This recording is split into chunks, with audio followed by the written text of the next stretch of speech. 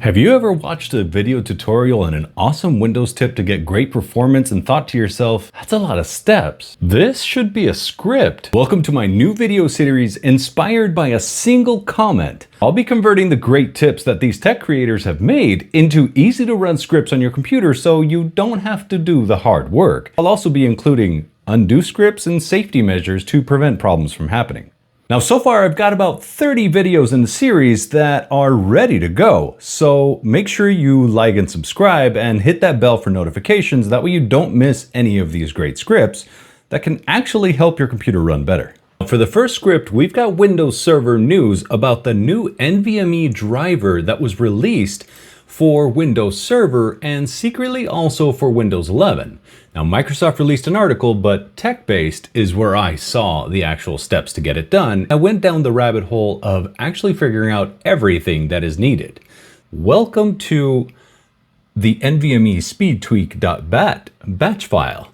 This is actually going to automate the process of getting the new Windows 11 NVMe native driver that removes SCSI layer compatibility, open up the lanes for all the NVMe speed that can be possible. You'll be presented with a menu. It checks your system for NVMe compatibility. Not all systems are compatible with this. There are certain caveats with it. Don't worry, I account for those in my script. This then enables or allows you to enable the Microsoft NVMe optimized storage driver.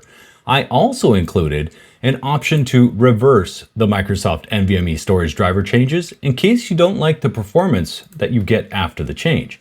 It's not ideal for all drives, types, and types of controllers. There are some exemptions to the rule. In the script, it's going to check the Windows build to make sure it's compatible. It's going to check to make sure the NVMe controller is present.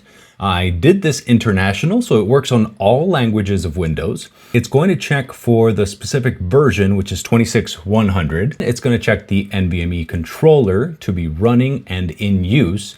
After that, make sure that the store NVMe is being used, which means your drive is actually running under that. Next, it's going to check the bypass IO status. Make sure that FS Utility Bypass IO can check the system drive to see if it's enabled or disabled. If it supports Bypass IO, you do not need to use the new NVMe driver. You're actually getting better speeds already. So Bypass IO supported, system requirements verified is a step. The tweak section. This is where enabling the settings from the menu takes you to. Heading down here, there's a huge disclaimer based on everybody's findings so that you can read through it and know exactly what you're getting into, when it works, when it doesn't work, what type of issues to look out for. Make sure you read this before you enable it. There have been some occasions where enabling it causes problems. It'll enable the optimized storage driver.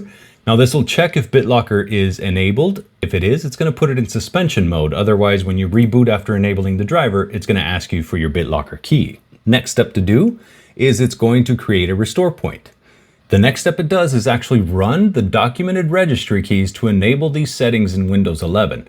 It's also going to add the 2 registry settings that are needed for safe mode and safe mode with networking to continue working after the tweak. After that, a reboot. Of course, the undo section at the end is actually going to give you the option to undo those changes, suspend BitLocker prior to that, undo the registry keys that enable the new NVMe driver. Everything is good to go. I have tested it on several systems. Depending on the generation of NVMe drive that you have, that's what basically regulates what kind of performance you get out of this. Because if you've got an older generation, slower NVMe drive, you're really not going to see that much. The big performance gain, like everybody has documented within their videos and their tests, is with the 4K random reads and writes. There's a 2x, 3x, sometimes 4x increase in speed in that, which if you know when that gets used, that's a good chunk of time. You're not going to see a big increase in transferring large bulk files to your drive. In fact, in some scenarios, drives have actually slowed down in that process because that doesn't use the multiple lanes of NVMe. It uses a single lane to dump a single string of files into the drive. Check this out. Head over to github.com, the Beard of Knowledge. You're welcome to my page. Get over to scripts from my videos, then head over to this should be a script, which is where everything in this video series is going to be put into. Here you'll have the NVMe speedtweak.bat. Of course, I'll be providing brief descriptions of everything that gets done within each script, links to the video that it's sourced from. Have fun and let me know in the comments what you got out of this.